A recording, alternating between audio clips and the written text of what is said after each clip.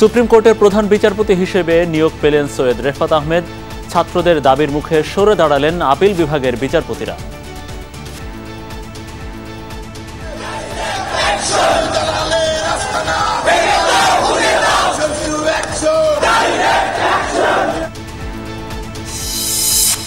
সব খারাপ আইন বাতিলের কিংবা সংস্কারের কথা জানালেন আসিফ নজরুল। পাচার হওয়া টাকা ফেরত আনার উদ্যোগ নেওয়া হবে বললেন অর্থ উপদেষ্টা। আমাদের এখন ইমিডিয়েট আইন শৃঙ্খলা, ল অ্যান্ড অর্ডারটাকে স্থির করা, এটা যদি আমরা না করতে পারি তবে কিন্তু অন্যগুলো থেমে যাবে। পীরগঞ্জে আবু সাইদের কবর জিয়ারত করে পরিবারকে সান্ত্বনা দিলেন প্রধান উপদেষ্টা ডক্টর ইউনূস। বেগম রোকেয়া বিশ্ববিদ্যালয়ের শিক্ষক শিক্ষার্থীদের সাথে মতবিনিময়।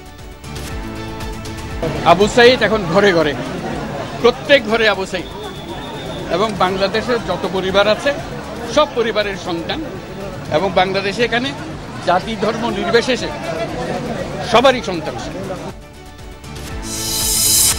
আন্দোলনে গুলিবিদ্ধ অনেকে চিকিৎসা নিচ্ছেন সিএমএইচে।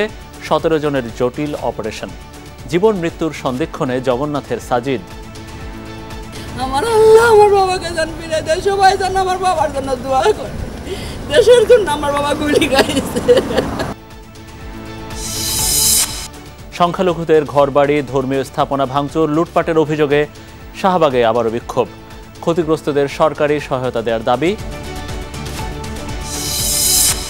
কোটা আন্দোলন ঘিরে গণহত্যার নিরপেক্ষ তদন্তে জাতিসংঘ ও প্রধান উপদেষ্টাকে চিঠি দেবে বিএনপি। কোথাও হামলায় দলের নেতাকর্মীরা জড়িত নয়, দাবি মির্জা ফখরুলের। দর্শকের আস্থা, অকুণ্ঠ ভালোবাসায় আরও একবার সিক্ত হল যমুনা টেলিভিশন।